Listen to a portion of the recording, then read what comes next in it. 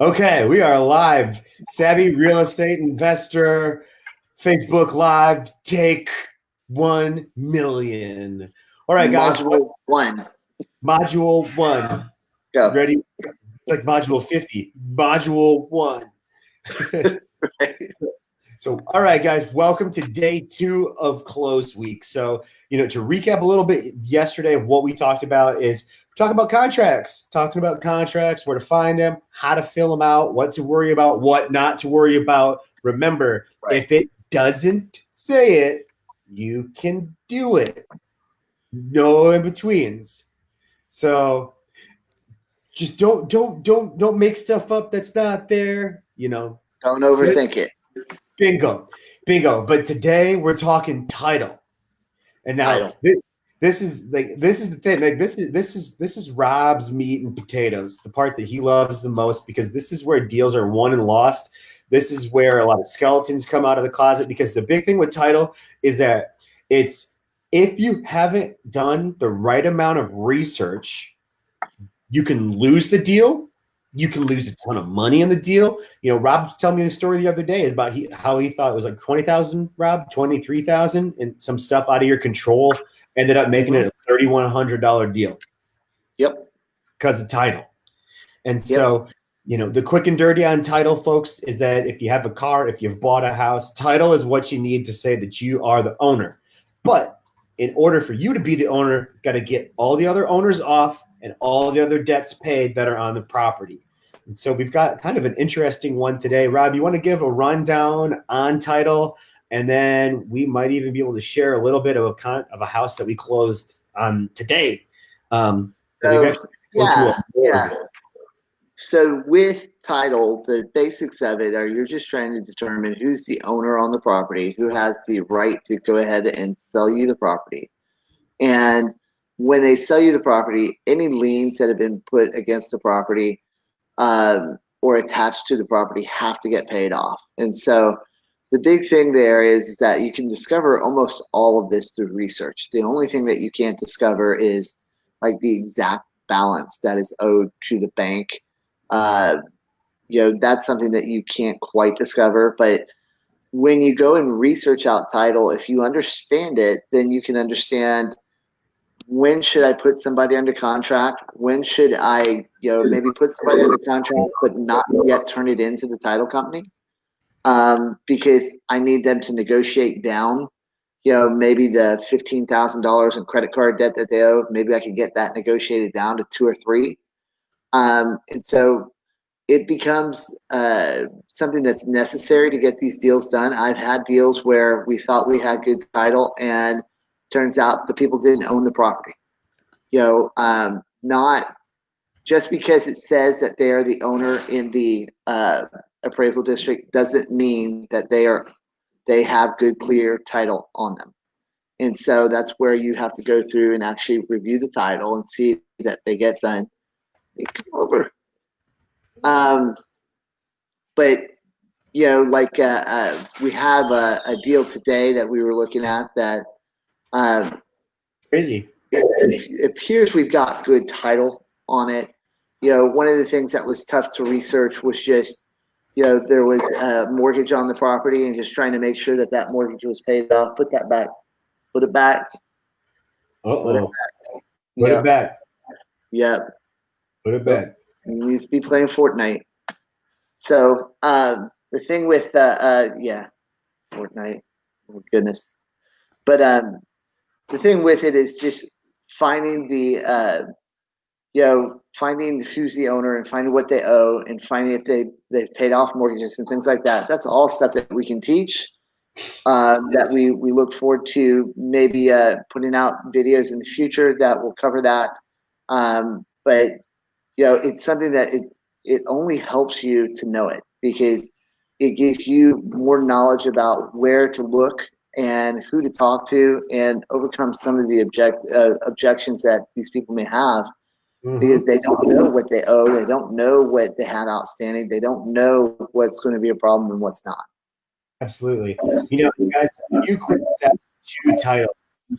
So you get the contract signed, and you're like holding this bomb and you're like, what do I do? You need to identify a good title company. So, always, have your eyes and ears open to someone who's kind of wholesaling friendly, who is experienced in doing what you're doing.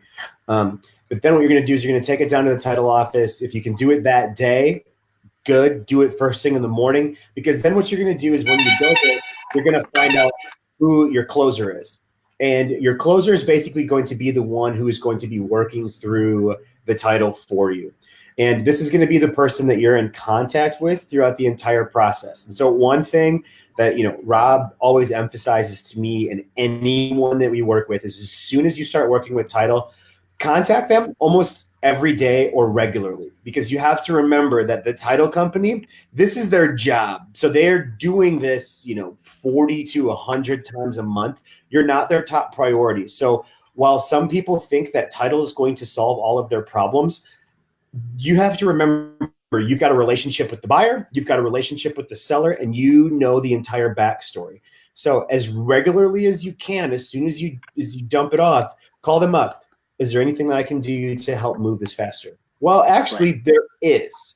And so they're going to be the ones that give you that information, because you have to remember, we talked about where do you guys rank on the 5 most important people in their life? Well, you've got it under contract now, so you're top 5.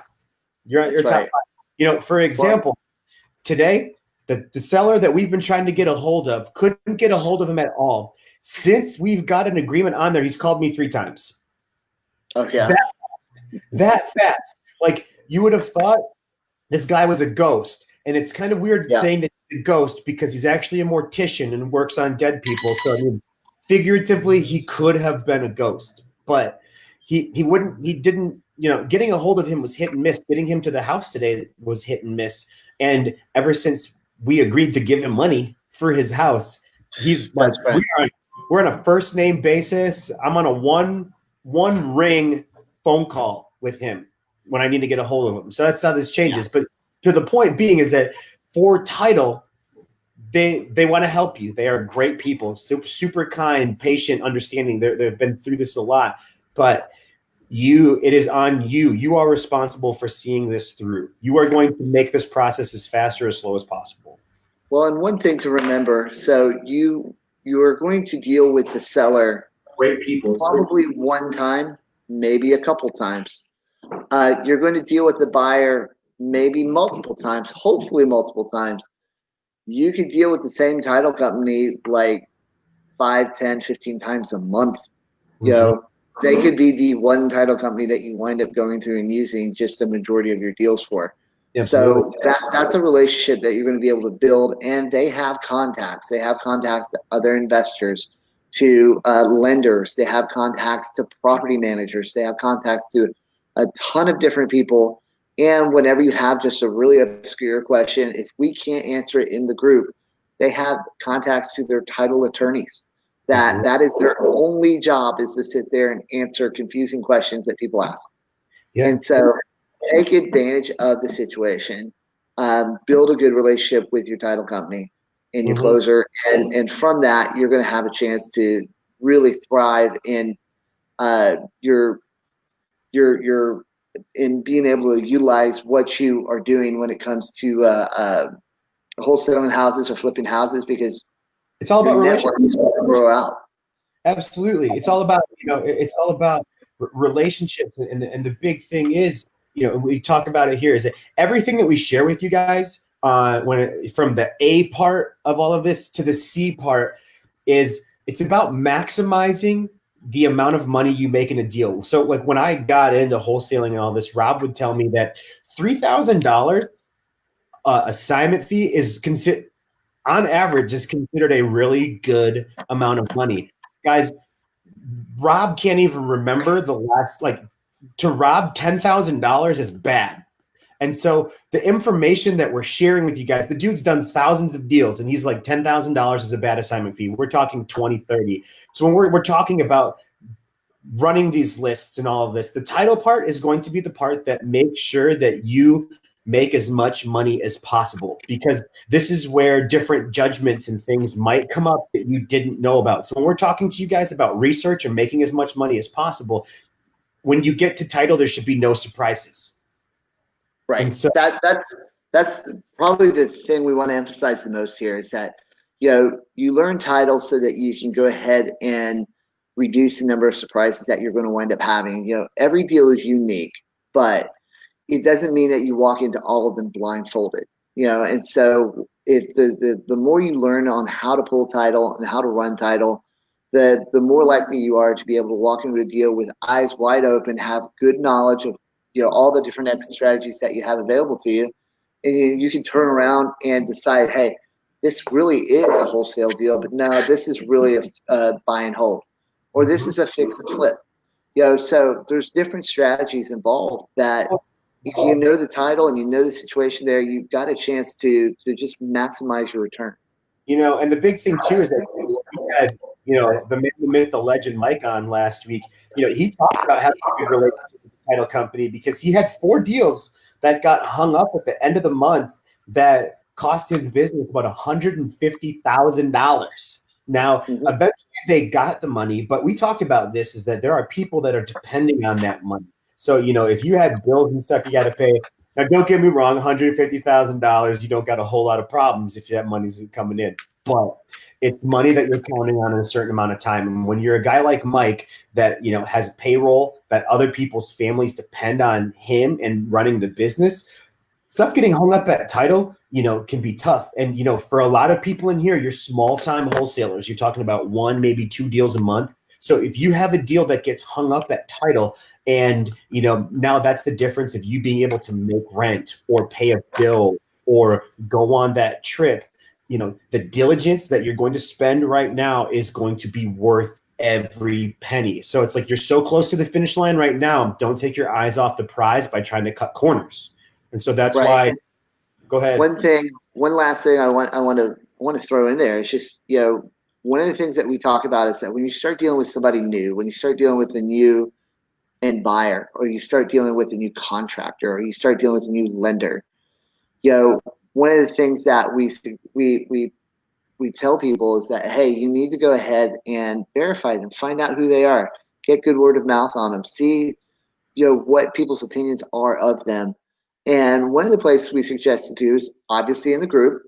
But if you're not doing it in the group, or if you've gone in the group and maybe the people aren't aware of who they are, go ask the closer at the title company.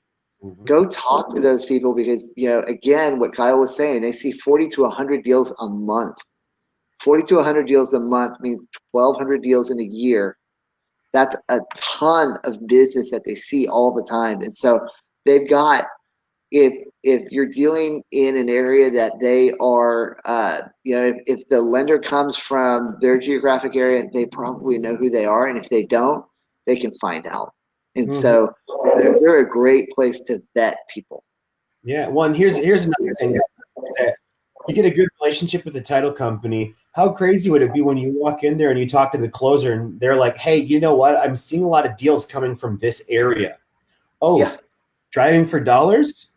Hey, pro tip, write that down. If you're closer at the title company, these guys aren't out chasing down deals, but they know where they're all coming from. Hey, you know what? I'm seeing deals come in for this amount of money in this place. Hey, pro tip, talk to the title person. Hint, hint. Hey, real story. I wound up starting a whole new business because of a tip I got from a title person. And that was my tax loan business. Was I got a tip from a title guy, and he was just explaining to me, hey, here's where we're seeing more of this stuff here. Do you know anything about it?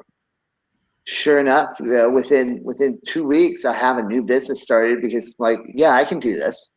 And the thing that Rob grew that business into a $1 million a year business. Yeah. All because of Right.